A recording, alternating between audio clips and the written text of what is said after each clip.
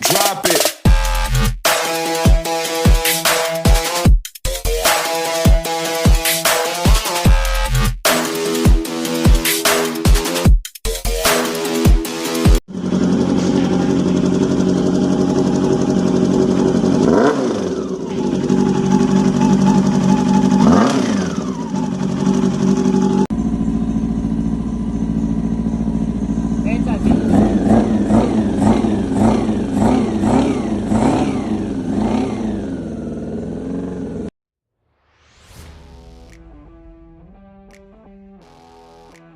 CB400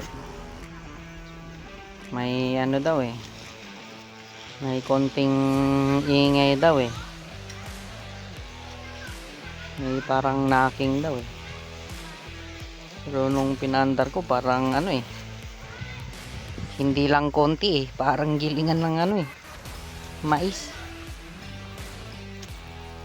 Dali pala yung block nya, di malalim.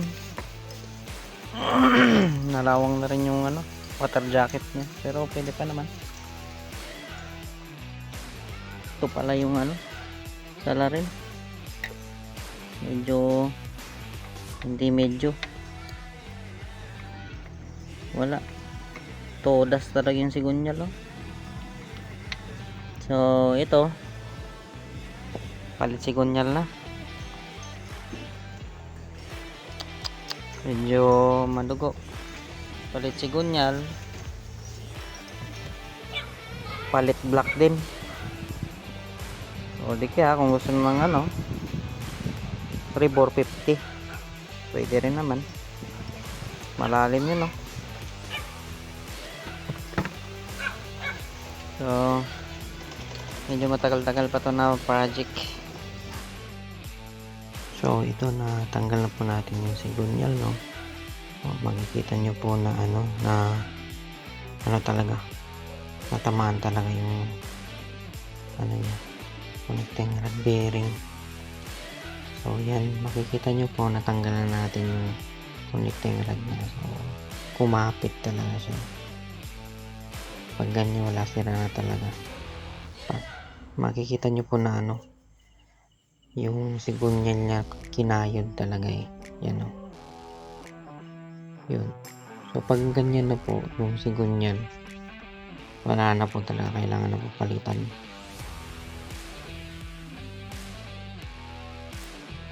Hirap na, medyo hirap pa nga akong tanggalin yan no. Kasi dumikit talaga siya eh. Hindi ko po alam yung ano, yung history ng motor, parang nag-overheat ata. O di ka kinapos sa langis. Good morning boss. Ito yung mga kailangan natin palitan boss. Ito iba-iba na yung mga number nya. Ito naman kailangan natin palitan kasi bungal na. Mahirap na to mahirap na yung tanggalin sa susunod. Tapos yung mga float valve kailangan palitan. Ito tabingi yun. Tapos ito wala na talaga. Tapos boss, ang reason na in-overhaul natin to, yan, nakihiwalay kasi dito tumatagas na sa ano, ito yan, tumatagas na dito yung gasolina, kabilaan yan dito, tagas na yan dito kasi ganyan na itsura nya. Tapos kabila din tagas din, ayan, makita mo siya dito kasi ito papalitan yan. So makikita pa natin dito sa video no, sa tinuturo ko no, yung oil passage nya, nabarahan siya ng ano, ng silicone o ano ba yan, parang sealant ata yan. Hindi ko po alam kung ano yung nangyari kasi nung pagbukas ko ganyan siya eh. So isa din yan sa dahilan bakit nagkaganon yung ano, yung sa sigunyal niya, parang kinapos ata sa langis talaga.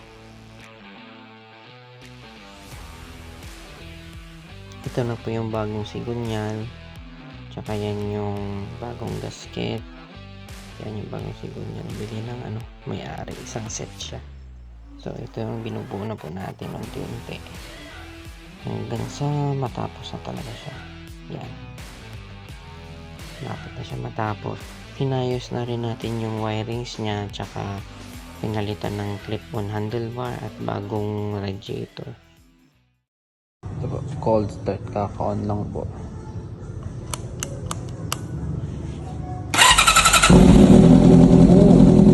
One start lang, one push start.